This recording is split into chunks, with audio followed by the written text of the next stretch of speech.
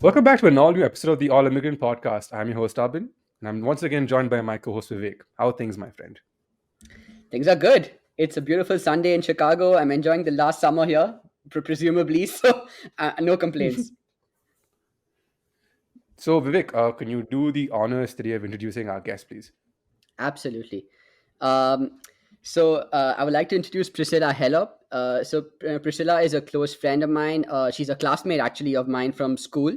Um, she is actually among the first people I spoke to at school. She was part of my first study group. I think I think of her as one of the most humble and down to earth people I know. A little bit about Priscilla. So she spent a bigger part of her childhood in Brazil, and she obtained her bachelor's degree in journalism before moving to the U.S., where she studied at Purdue. She has since then had a flourishing career with stints at Symantec, Faro Technologies, before spending 7 years at GitHub. GitHub, as most software engineers probably know, is now a Microsoft company. She has gained tremendous skills through her experience and is also a published author, writing the book titled Automating Workflows with GitHub Actions, automates software development workflows and seamlessly deploy your applications using GitHub Actions.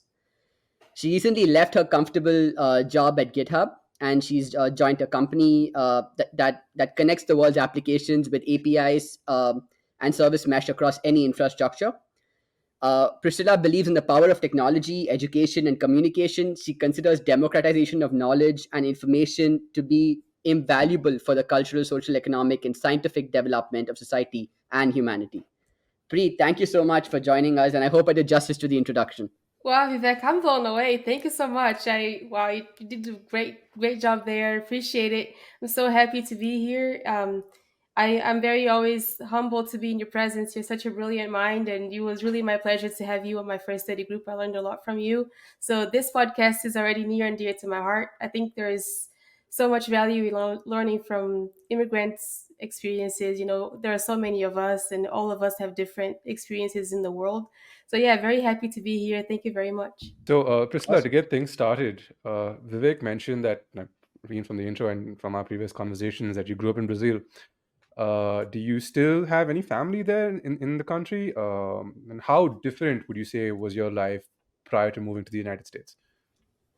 Oh yes, I spent the first 21, 22 years of my life in Brazil. I moved to the US when I was 22 fully because like Vivek mentioned, I had time at Purdue University here in Indiana, just for about 6 months.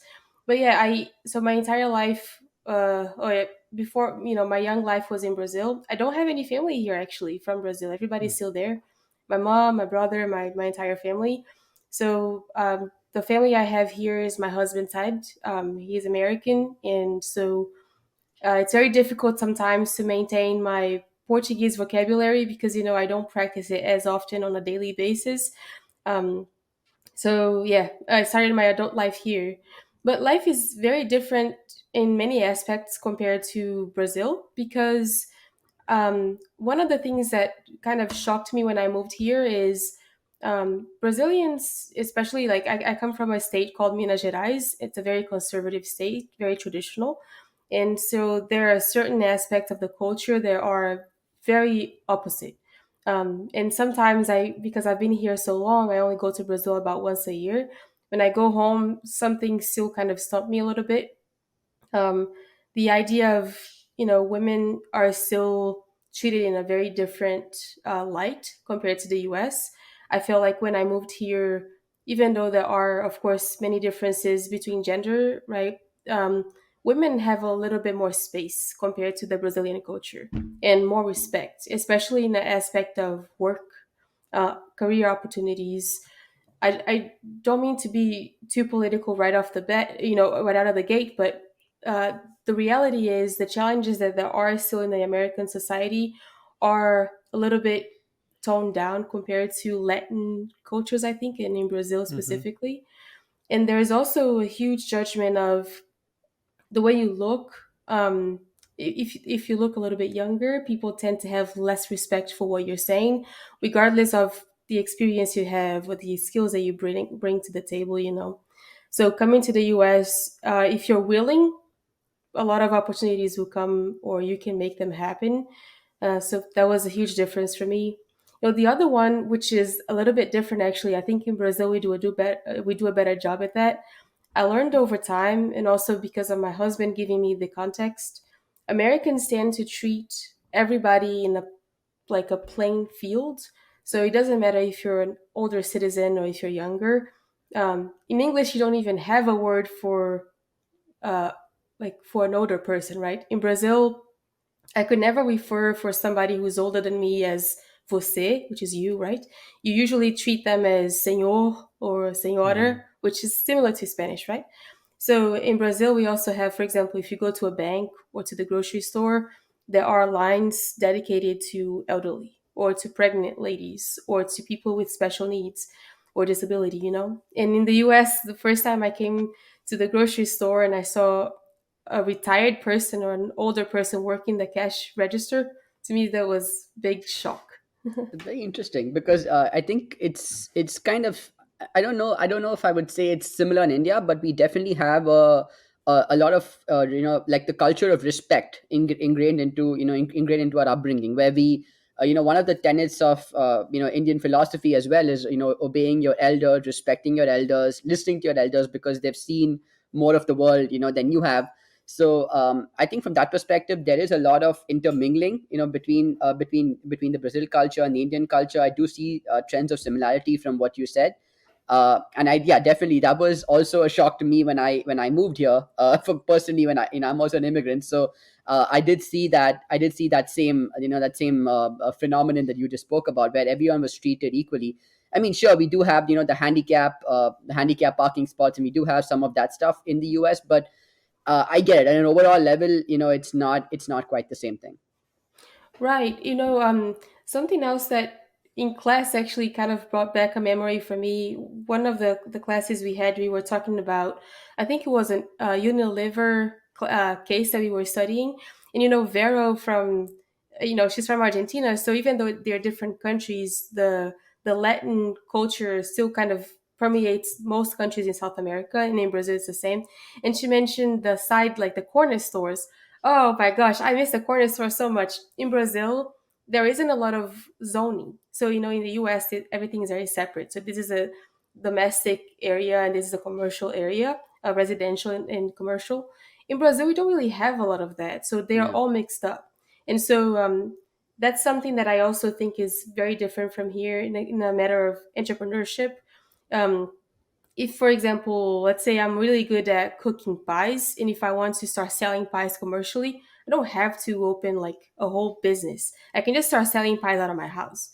In the Yeah. US, you have to have that kind of separation and licenses and all that, right? So Yeah. in Brazil, I grew up, I lived in the same house from when I was 6 to when I left to come to the US. So right across the street from us, there's like a bar and a bakery. Every morning we would go get fresh rolls to eat in the morning, with the family. And I miss that dearly because I live in a neighborhood where I could walk actually to some of these stores, but usually you have to take a car. There aren't a lot of unless you live in a big metropolitan area, you don't have public transportation. In Brazil, you do. Everywhere you go, you have public buses. So yeah, lots of little differences. I think they cater a little bit more to um, the low income classes in Brazil, like the area I grew up. So you have a little bit more resources, buses, trains, things like that. In the US, if you don't have a car, depending on where you live, you're pretty much Yeah. stuck. Yeah. That's true. Yeah. I'd say a So lot of similarities between Brazilian culture and Indian culture, because even we, as I mean, when you were talking about zoning, yes, I mean there are certain places within certain cities that are commercial and residential in nature, but for a large part, it wouldn't be alien for you to see houses and commercial properties lined up on the same row, in some cases in the same building, and public transport is very much garnered to the low income class because especially the city that Vivek and I are from is a cartographer's worst nightmare. Like the mapping is just insane. So to get around, we have this very intricate network of buses and what we call local rickshaws, and that to get people from place to place. Yes, we've put in a train system over the last couple of years, which is still being updated, but at the same time, it's not like people tend to, it doesn't go to all places across the city, right? And we're a country of so many people. And then if you go into smaller towns, there are people there who rely more on public transport because they're unable to afford a vehicle of their own. Like coming to the US, I was in New York City, and that's probably one of three places in the US that you don't require a car, because the public transport is so efficient and so affordable across the board. But if you were, like you mentioned, if you were to go further down, or even further towards the middle of the country, if you, without a car, without any transport vehicles of your own, you are in a pretty sticky situation. Yeah, that's true. In Brazil, we still have horses. Like I lived in Oh, an wow. urban area between a big city. For example, if you think, excuse me, like Chicago, where I am, I'm about 30 miles out of Chicago in Indiana. So I lived closer to Indiana, and our city was big, but the area where I lived was a little bit, I don't know, remote. So my neighbors had horses, and both for transportation and also for transportation of people and materials. So they still had very much old school jobs or old school side hustles that required some kind of low cost transportation. So you would see right next to the bus stop there were horses right there. So Oh, when wow. my husband first went to Brazil, very common. Like I said, there's no legislation in a sense to say you can't have a horse on the street. And they weren't nursed horses, right? They were working horses, really. So he said, "How come you have a car and a bus and a horse all together in the same area?" So it's still it feels like it's different stages of development depending on where you go, and sometimes it's a matter of one or two blocks over you see like a whole different world, and then if you go back, it's still very underdeveloped or very low opportunities or resources. Got it. Interesting. Makes sense.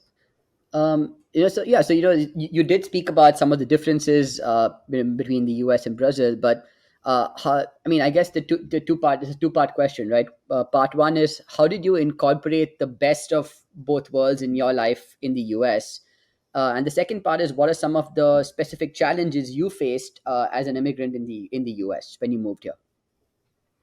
I think the way I incorporated things is you can't really like you leave your country, but there are certain aspects of it that don't leave you, right?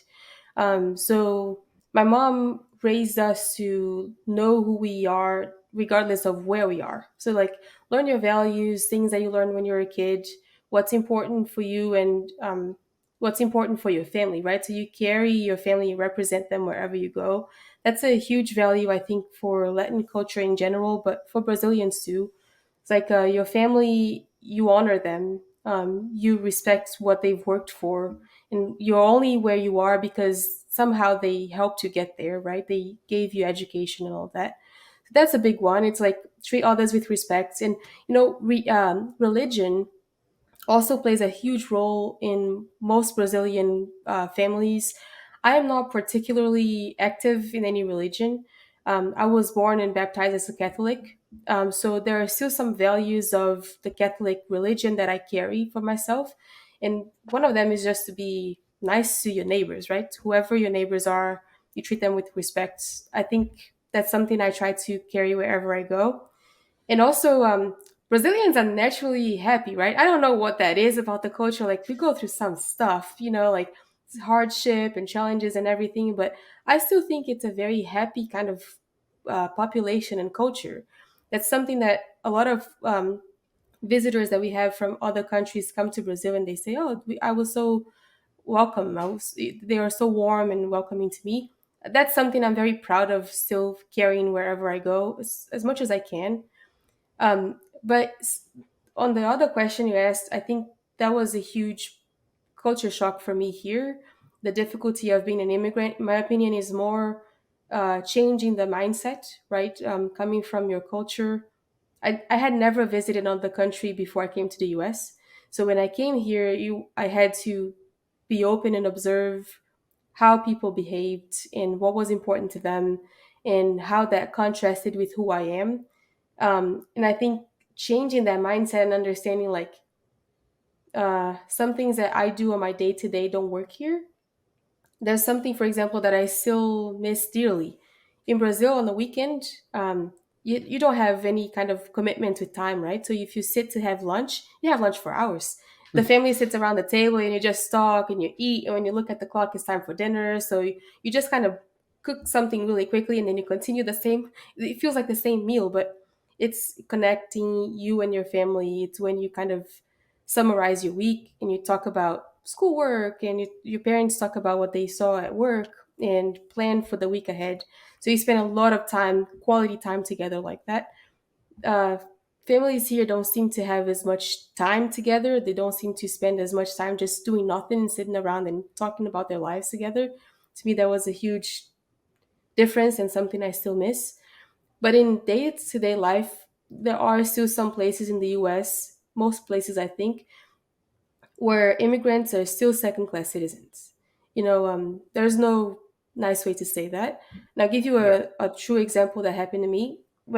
When I first moved here to stay, I moved to Albuquerque, New Mexico, because my husband got a scholarship to go to UNM for his master's. And we went through the process of getting married and going through the legal documentation of green card and everything there. One of the steps that I had to follow at the time, which was 12 years ago, so I don't know if it's still very current, was go have some vaccines like TB tests and vaccines like that, and also see a doctor, right? So the doctor was doing blood tests and things that routine things for me.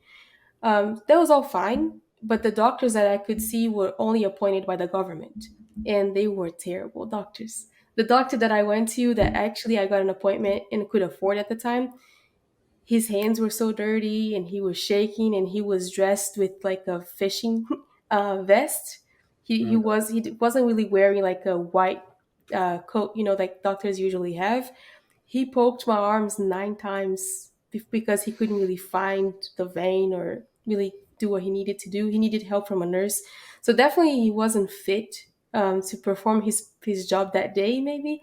But it made me feel terrible. In my country, that wouldn't happen. Um, we have public health system across the country and everything, but so sometimes it's not the best quality as a private provided service. But that made me feel very dirty. It made me feel very unwelcome here. Like the process was difficult on purpose. Um, so yeah, in Brazil, when an international visitor comes to see us, you are treated with such Yeah. excitement and respect, and we want to show you the best that we have. So that was very difficult to see here. So I actually went through the process you're talking about pre last year. When I went through all my documentation and everything. So I had to do the same thing. I had to go to a government appointed physician, and I had to get the same vaccines and tests and all that stuff. And you're right. It was definitely not the most enriching experience for me. Even better healthcare experience. It was quite bad. And you're right. There is truth to that. I've felt it as well. I think while the United States is really developed in terms of a lot of things. I think there are a couple of things like healthcare, banking and financial services where the country is actually there's a lot to learn from countries like India, Brazil. I feel like there's a lot to learn from them because uh, I mean it's so simple. Healthcare in India, banking in India, it's so much more advanced is what I find. Like just the ability to send money, transfer, the security. It's small differences. Like in India, when I use a credit card, I have to irrespective of who has my credit card, they have to enter a pin to do any transaction, across the counter, wherever. Whereas in the US, if someone steals my credit card, it's just basically they can just do it unless I go and call the bank and block it. But my whole question was, it's such a simple fix, but it's gonna reduce credit card fraud by such a large extent. Why isn't the US doing it? So I have all these simple questions. I've worked in healthcare, for the last 4 years, and I had so many questions around, how inefficient healthcare is in the US, how expensive it is, and I mean, yeah, there's so much to say. I think that's a different conversation, but I echo your point. That things are while it's like I think it's like there are two ends to it, right? That while there's so much development, but there's also so many things where the US has a lot to learn from the world. So I completely second that. Oh, but And I also, think yeah. health. Oh, sorry, but No, I go on, think sir. No, no, healthcare is a huge hot topic in this regard because I mentioned I've been here 12 years and I only really had good health insurance when I joined GitHub, right? So before then, and for the first few years that I had here, which are very critical, right? You're learning how to live your life here and everything. I had to pray and hope that I wouldn't get sick, and it's when you're most exposed really because you take jobs that sometimes are not the most sanitary or they don't have the best conditions for the worker. I worked selling products door to door for a few months, and I worked in retail for a few years too. And the conditions are very exhausting for your physical body, and if you get sick you don't get paid if you don't go to work, yeah. right? And I had no health insurance for those years, so it was always like what I imagine in India too, because we've talked about this in the past, like it's home medication. It's things that you resort to, herbs and fruit and vegetables to try and teas to try and fix yourself because you can't afford to go to the doctor. It's and the thing with India more than anything else is like the we grew up on a culture of family doctors. So usually everyone has a network of people of doctors or who they have been going to for generations. And even when I moved to the US and I got my to get a bunch of blood tests done.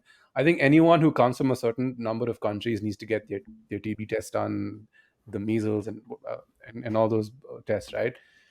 And luckily for me, I didn't have any government mandated other things. So we happened to have one of my mother's friends who's a doctor in New York State, and so I went there. But even then, the whole process was an eye-opening experience because much like you, I got pricked a bunch of times as well by the nurse. They just couldn't find the vein, and it would have never happened in the Indian healthcare system. And I'm not saying the Indian healthcare system is perfect, far from it, because there are plenty of issues there as well. But is it more accessible than the US healthcare system? Yes. If I get sick, do I need to get worried? Because much like when I was in college, my healthcare wasn't. I mean, it was competent, but I wouldn't say it was the best. Like I had a dental issue a couple of years ago, and I couldn't go to the dentist in the city because it for some reason wasn't covered under insurance and was supremely expensive. The cost was so expensive that if I could fly back to India, get the procedure done, and then fly back home, fly back again, it would still work out to be a lot cheaper. So it Wow. was. So I U.S. healthcare for me is one of those places that I feel needs to be a little more open about who it's catering to. But besides that, I think we're ideally looking to move on to the next question about how, like, when you were working and you were doing these retail jobs. When you moved to the US, was it? I assume you moved for journalism, right? And while you were working these retail jobs, and you decided to move from PR to tech. What inspired that move? Oh yeah, definitely. I Mm. I moved here right after I graduated my bachelor's, and I love Mm. journalism. I did it out of love. I didn't expect it to give me a lot of money. Um, Mhm. when I moved to Albuquerque and after I was able to, I had the documents to work, I started looking for jobs in journalism. The problem is that there is a huge difference here between PR, so it's more corporate bound, and journalism, which is, more hard news bound. I Mhm. wanted to try and stick with journalism per se, writing stories. I always loved writing. And I had, oh my gosh, I it's such a great memory because I was invited to interview with the PR Newswire, which at the time, Oh it's wow. a news Mhm. agency, and I was Yeah. so excited just by the chance of going to their building and interviewing there. It was very exciting to me. Unfortunately, that didn't work out, and the reason is because I was fresh out of college, so all the time and the internships that I had in Brazil didn't really translate really well here because they didn't know the institutions that I worked. They were mostly local, they were Brazilian. So the names didn't represent much. The practices are a little bit different. And also, I understand, right? Because writing a piece of news in Portuguese is much different than writing in English. And even though I spoke English fluently when I moved here, I had to take a TOEFL test when I went to Purdue. Um, it's still different, right? I think like my level of fluency today is much better because I've been here all these years. When I was here fresh, my fluency and comfort with the language was nowhere close to what it is today. Yeah. So I could understand. I was still excited to interview with them though. So the thing is like, you still have to pay bills. You know, my husband and myself don't come from money. We come from working class parents. So we didn't have any savings. I mean, we were students, and we had just moved into our first place together, which was a very small studio apartment. You know, it was a kitchen, a bathroom, and an area which was bedroom and living room area. So we had to pay rent, we had to pay bills. So which one am I going to do? Pursue journalism until I find it, or pay bills, right? So I had to go after something that could help me contribute financially to the household. And that first one, I was babysitting for a while. I still love it. This is something that if I didn't have to worry about money, my goal in the future is to create um, daycare for low income parents and just not charge crazy amounts of money like the world usually does now, because I really love working with kids. So I worked as a babysitter for a bit. It was the first thing that I could do, and then after that, like I mentioned, I went selling things door to door. That was my first real job in the US, with documentation, all of the bells and whistles that a job here would potentially give you. But I only lasted 3 months because it was quite dangerous actually. I went to very sketchy areas to try and sell. Hmm. And then after that, retail was easy. It was an easy place to start. They didn't require a lot of, experience here, and they were more interested in people that wanted to work and adhere to their needs of like crazy hours and stuff like that. So from there, to get to tech, I, like you all mentioned, I ended up getting a job at Symantec, Hmm. because they were looking for agents that could speak Portuguese and talk to customers in Brazil. And that's where I found an opportunity to stay in an industry that would give me opportunities and a chance to grow as much as I wanted to grow. And I went back to school, I did an associate's degree there for a little bit. And that's when I found myself in tech. Because in honesty, and I actually told some folks at GitHub this recently, tech is a melting pot of the misfits of professions. If it's very rare that you're going to find somebody who says, "Yes, I've been in tech for 20 years." You do find them, but usually you say, "Oh, yes, I was an architect, or I was a biologist, or I was a I don't know, whatever you think about, tech will always welcome you because it gives you the chance to learn on your own. So autodidacticism, if I'm saying that correctly, is very possible in tech. You spend your time watching videos, reading books, creating labs. And so I found that myself, an opportunity to learn on my own and expand into that field. Oh, it's amazing. Um, I mean, so you spoke about your pivot into tech. I had before I asked you a question, I had a comment. So it's amazing, that you left journalism, but journalism didn't leave you, right? Because you went into tech, and then you went on to write a book, and you hold on to those values of journalism. So it's pretty amazing that, and we'll come to that in a second. But um, so you spoke about tech, and obviously the reasons that led to the pivot, and which was more necessity based, right? In your case, but there is still a challenge, right? So you're moving into tech. You are obviously an immigrant. You're also a woman. So I do want to ask you specifically about women in tech, right? So they have had a really hard time over the last few decades, both in terms of just overcoming the basic barriers of being a woman, being of color, and of course having equal access to opportunities. So, as a woman in tech, how did what were some of the things you faced along your way, and how did you overcome those things? Mm. I think my experience has been a little bit different from a lot of the stories that I hear from other women and women of color, because I actually think I have been lucky in many circumstances. A lot of the challenges that they have, I haven't seen personally. But the challenges that I've had, I think, were much more internal and cultural than out external of people causing them those challenges to me. Um, you know, for being a woman in Brazil, you are naturally limited, right? So, for example, I have a brother; he's younger, 2 years younger than me. So my parents naturally conditioned us to certain things, and my parents were always very education driven. It's like, no, you're going to school, you're going to finish your education, at least first level of college. Everything else you want to do after that is on your own, but we are going to, like direct you into finish your bachelor's. But usually it was I naturally the society kind of directs you into women are humanities and liberal arts, and men are the engineering and the sciences and the numbers, right? The math. And my dad was a little bit different in that. He wanted me to go into chemical engineering. It just didn't work out that way. So I ended up in journalism. But the other aspects of the society in Brazil that stuck with me and were difficult in my life in tech is because as a woman, you don't deserve enough. You don't think that you deserve career progression. You don't think that you are allowed to speak up for yourself. Naturally, you're conditioned to the fact that it's okay where you are. You can just stay here and just work your whole life and be there. So when I came to GitHub was pivotal for my career, but also for my personal life. I saw a difference. The group that I worked with, from day one was so collaborative. They were so welcoming. They asked for my opinion. They treated me like an adult. They're like, no, you know what you're doing. And if you don't, let's work together and we'll help you out.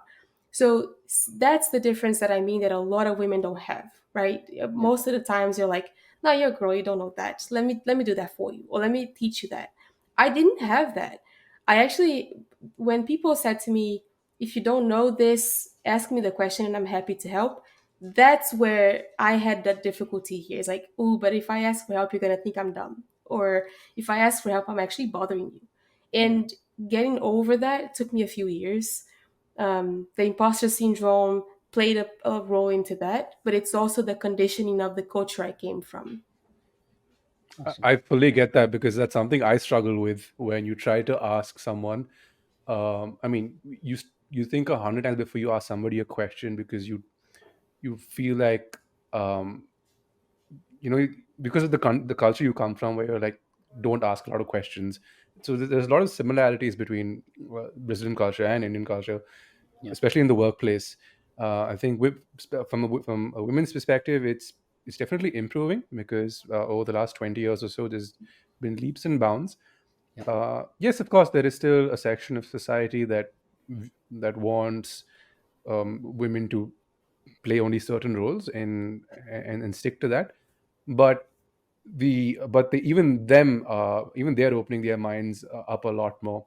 So when it comes to but from when it comes to the workplace and when you're trying to just clear things out, there are times where like I look back at the last couple of years and think, oh, probably should have said something here, said something there, but I didn't because I'm so used to not having those kind of experiences because of what I've been taught all these years. Yeah, and it's so difficult to break out of that, right? Because it's years and years of the same, and you don't really see outside of that.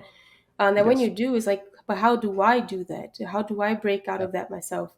I think for me, like I mentioned, I had a positive experience when it came to that. I think the first time when I started seeing closer experiences to a lot of the other ladies that I have worked with or gone to school with were more after I became a leader instead of at GitHub, and a leader by title, not necessarily a leader by practice, right? Because I do think there is a difference. You're there for a long time. People respect you because they come learn from you, or we work together for a while. But after I received the title of like manager, then a few challenges started happening. And I was like, why though? Because it wasn't like that before. So why a simple word in front of your name change how people perceive you or how people interact with you? So the first episodes of like gaslighting and like all these buzz terms that the media likes to talk about, but are very true, started happening after then. It was like when you have to come into a meeting with people, and not only men, right? So I don't mean to I want to emphasize this difference because I think we talk a lot about this little bit of a us versus them mentality between women and men. But I also want to say that it's not only men. Um, I want to show the differences because I don't think we talk enough about them, like in podcasts and in the media in general. I've also had challenges from women who gaslit me, who didn't consider the years of experience that I had when they were maybe new in the company, right? Um, I think that was much more in a place of like hierarchy and respect, and like maybe the politics of the workplace sometimes, or people wanting to show more, I don't know, have more screen time, if you will, in a meeting with big players. That's when I started seeing those problems. That's when I had to be a little bit more emphatic and more vocal about my skills. And no, please understand that I'm saying this out of experience. But before then, it was a lot more collaborative, a lot more welcoming than most people have the same experience did. Interesting. It's interesting you say that, right? Because we always think about men and women, but you're right. There's a lot of it coming. I mean, it comes from both sides, right? It comes from, if you look at it really, it's when somebody feels threatened by you. Irrespective of whether it's a man or a woman or anything else, they they would try to manipulate you, gaslight you to do whatever it takes to help to make them survive, or whatever they feel is survival at that point. So it's but you're right, it's such an interesting thing that we don't talk about enough, that it comes from all sides. It's not just and even in our case, there are many Indians who discriminate against Indians, and in the US. So there are a lot of these things that happen. And we always talk about the confrontation between different groups, but there's a lot of it within the same group as well, which is important to highlight and keep in mind. This is something that I fight against very openly. Brazilians do that too. And one of the things that I was talking to my husband earlier because I told him he's a sounding board to what I want to expand on, but also he reminds me of things that sometimes I think culturally you kind of diminish the things you've done or accomplished, but some people that are in your corner will help you remember that you did this, remember that you worked hard for this. He's one of those. So I'm very lucky in that regard. But what he mentioned to me that I wanted to mention according to this topic is I fight this intra group uh, competition as much as I can. And my goal is always to hopefully show others that they should do the same. That when you elevate others, you're not decreasing your capabilities or opportunities, right? So Yeah. like I mentioned to you all, GitHub changed my life in so many ways. And I do believe that tech, especially in the US, because it's such a huge market here and such a successful field, could also help change other Brazilians' lives in Brazil. So during the pandemic, we couldn't go home, we couldn't go out, we couldn't talk to people. I volunteered some of my time through Zoom to teach or help Brazilians practice their English so they could find jobs with the English speaking companies where they are. So it was Nice. like, here's my calendar after 5 o'clock, whatever you find that works for you, let's talk. And I made a lot of friends like that because it was like, whatever level of English you speak, come with it and then tell me what you want for your career and we'll adjust and we'll either have regular sessions or one-offs, whatever works for you, right? And that was the goal. It's like, if you feel comfortable and if you are in a place, if you found a job after this, go pay it forward, do it for somebody else. It's a little thing, right? But it helps others think that, like, no, it's my people, let me help them gain space and show their skills and show their capabilities out in the world too. Makes Great. I sense. mean, that's really nice. That's really nice to hear that, especially when you do your bit to just uplift someone who is going through certain challenges and for no fault of their own, really. Like they're playing the hand that they've been dealt with, and when we're able to provide, like, help them out, it's always great to watch and to be a part of. um Quickly moving on, I'd love to know, when now that you've been in tech for some time, could you just talk to us about your time at GitHub and what that experience was like? Because Microsoft, again, is a huge corporation. It's filled with a lot of people from a lot of different backgrounds. Can you talk about what kind of unique experiences you had there? You've been there for so long. Uh, what made you stay for so long? Was it the work? Was it the people around you, or just the culture in general? It was all of the above actually, but people is definitely the first factor that made me stay there. Um, GitHub is a very emotional topic for me. When I decided to leave, it was so hard. It was actually during electives week, which was it's a whirlwind in itself. It was a very intense 2 weeks for me, for everybody really. It's very intense, and at GitHub, I think people are really great because, like I mentioned to you all, it is a bunch of people from different walks of life that come into one place, and we all kind of believe the same mission. We work towards something, right? So I found myself in more ways than one. I found myself as an individual, like as a personal person, and also as a professional too. Um, the work itself, I worked in support the entire time I was at GitHub. It was always technical support. So the work itself is challenging, right? Because you're only dealing with problems every single day. Nobody's reaching out to you to say, I'm having a great time with the product, good job, GitHub. It's usually, oh no, I don't know how to do this, or this broke, please help me. And if you don't have a good internal support system that allows you to break out of that for a little bit, or vent, or just learn from each other how to overcome those problems, it's very difficult. If the environment is toxic and you're fighting not only the fires that you're expected to fight for your work, right? Like problems with customers, if you're also fighting a toxic boss or a toxic environment or an unpleasant place to work, or the systems that you have to use are not, they don't work, or it's even worse. GitHub allowed me a lot of really great opportunities and benefits, not only regarding health insurance, for example, but professional development and the opportunity to go to conferences. In the beginning, before Microsoft came along, it did have a very big startup vibe. So what you see on TV shows like Silicon Valley, so true. Um, we had ping pong tables and a bar at work. My first week onboarding at GitHub, I was drinking with my boss. I took a picture because it was so unexpected and unfathomable to me.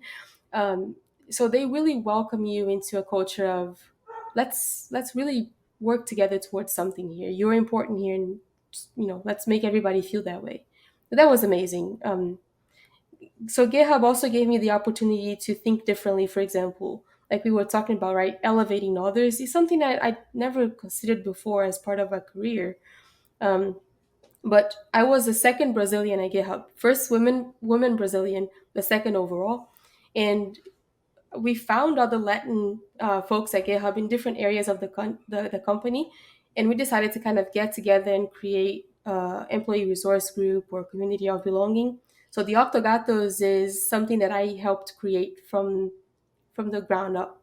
I'm very happy for that because that's how we created a little space here for us to show our culture and our language and the foods that we like to eat, not only amongst ourselves, but also to other people at the company that were curious and wanted to learn more, but also to elevate social problems and to show the world like sometimes you might feel like I'm having a hard time just because it's because at home this happened, or it's because in the country itself you see your peers being oppressed, so going through some hardships and you feel it too.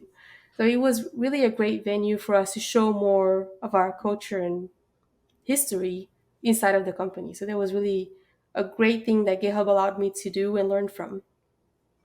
Awesome. Yeah. So I mean, I think that the topic I'm very curious to hear about is what led you down the path of writing and going down the path of becoming an author. Oh, nice. So this was one of those things, like LinkedIn has been a huge opportunity door for me and everything. Like GitHub, they found me on LinkedIn. They asked me if I wanted to interview, and everything else is history. And with Pact, the publisher of my book, it was the exact same thing. Somebody found me, they asked if I had an interest of writing a book. And at first I was very scared because writing a book is not an easy thing, right? Vivek. So I two things actually caught my attention. The first one is the topic they wanted to talk about was GitHub, a GitHub product, but I had no specialty in it. But I was curious. I like a good challenge. But the one that was heavier for me is Pact. Although like if I'm not mistaken, their headquarters is in London and everything. They are huge with the Indian population. I have a history with India since I was a preteen. I in the times of ICQ and AOL chats and everything, for some reason I always found myself making friends with people from India. I learned about Bollywood when I was 11, so it's always been a coincidence in my life for many positive things. The first family I babysat for in the US was Indian. So always great experiences. So, you kind of find these little coincidences through your life and you kind of follow them, right? So when I saw that the first lady that reached out to me from PACT, Sachi, from India, and I was like, ooh, this is nice because like y'all we talked about this in this call. Brazil and India have a lot in common. So I always felt warm towards Indian culture and Indian, opportunities. So that caught my eye. When they asked me to write this book, they already had an idea of where they wanted to go with it. But they gave me some creative liberties and flexibility. So I did my homework. I actually found out that somebody from GitHub had already worked with Pact in the past. So I wanted to ask them about their experience and what they would recommend I did, right? So the one thing he said to me that changed my mind completely from, "Ooh, I'm so scared," to "let's do this." He said, "You don't have to be an expert about this topic when you start writing the book, but you are going to be one when you're done, right? Because you have to do so much research Yeah, and testing and things like that. That at the end, you've seen all the problems and in tech, all the error messages and everything that you know how to help others." So that was it. And I also wanted to write a book for beginners because I feel like if you are already knowledgeable enough in tech, everything really is more welcoming to you. But breaking that ice of being a beginner and starting is so hard. And especially if you don't have formal education like myself, I wanted to bring more beginners into tech. So my book is for them, really. that's amazing.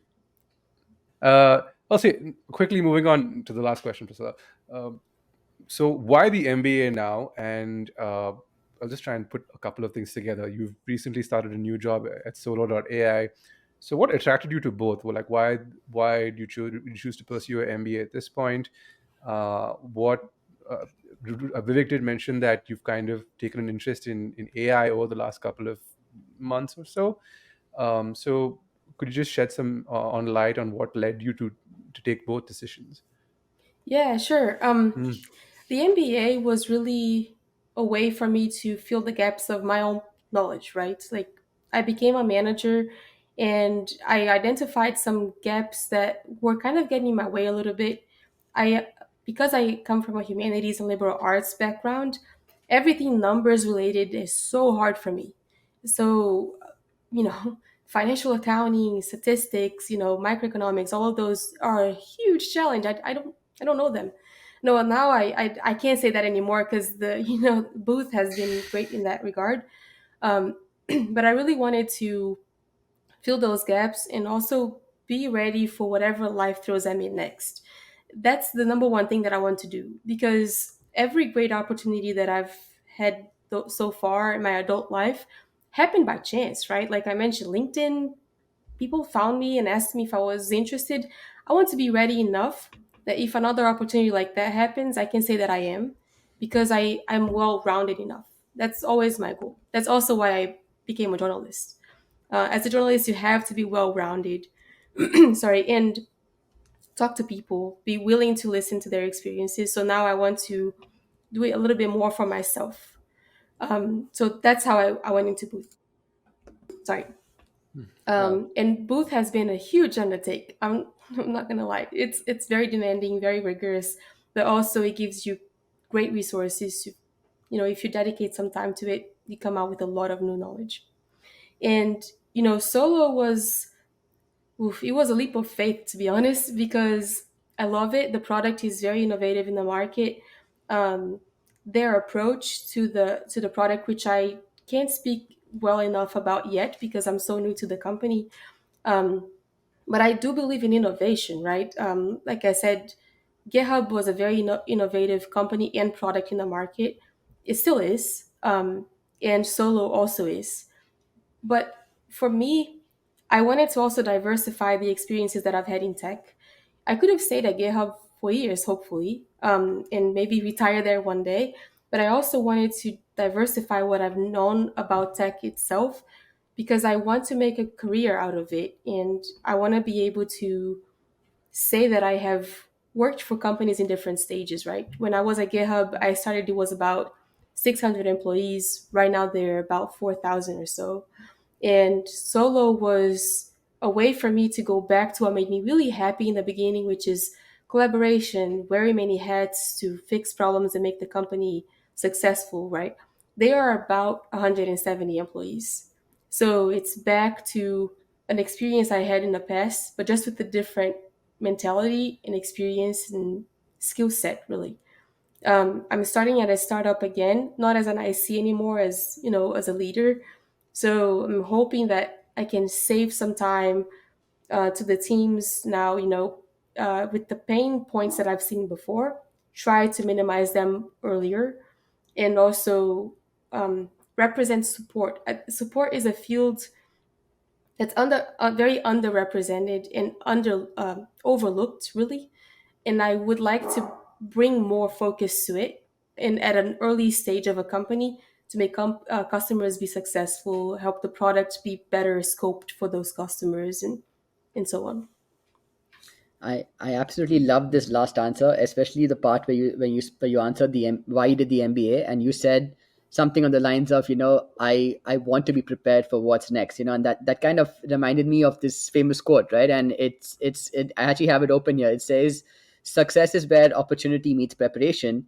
And this means to find true success, you often need to be prepared for moments that are not currently in your life, and that means you need to do things in advance of finding them useful in your life, which I think is so true with what you said about doing the MBA, because you're trying to build that repertoire of skills that you can then find a place to find them useful in, and go after different things that you won't even know right now, or where things are going to go, which is amazing. I absolutely love that answer. Yeah, thank you. I think I'm trying not to limit myself, because honestly, everything that I've done here, I do not have anything of this planned. Um, and my regret in life is usually when I wasn't ready to take on something that was great, like a great opportunity, and I was like, oh, but I was afraid, or I didn't have this skill set, and therefore now I have to either go after this skill set to try again in the future, up to you know the opportunities or the conditions. But if I have the chance to say, no, I do have the skill set for this, I just don't want to do it, I think it's a better position to be in selfishly. But also, I know that I want to continue in this path of leadership and, strategy. And so I also understand my gaps and weaknesses, and I think working at them sounds fun. It's a good challenge to take on. And it's also the always it's recipe always for a good, success. yeah. It's Mm. been such an amazing episode, Priscilla. I had such a nice conversation. I think I learned so much. I learned so much about Brazil. Learned so much about you. Learned so much about the challenges that I'm while a lot of them I could resonate with personally. There were some I couldn't, and I'm so happy I got exposed to that, because it makes me more it makes me more whole-rounded as a person, and I really really enjoyed this interaction, and thank you so much for being part of this journey with us. Oh, this Yeah, was this, amazing, Vivek. Thank you. It's humbling, and at the same time, it's so reflective. Like you have to stop and think about your life to try and represent things the best way you can. So I appreciate the chance. If I can leave like with one message, because I'm hoping really, I know that you guys are already very successful in reaching immigrants, and I think this is such an amazing project, and I hope you can open opportunities for other folks to learn how to think differently too, but go after what they want. But the one thing I wanted to say is like, don't underestimate the value of mental health. The reason why I say this, because I didn't get to talk much about this here, but at GitHub, I learned the value of therapy, which I had never done for 30 plus years of my life.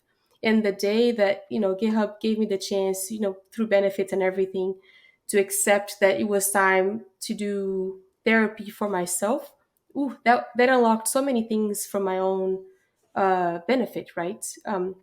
when you are going through growth in many ways of your life, there are certain things about the past that will hold you back unless you fix them or unless you work through them and allow yourself to kind of look things in the face and get past them.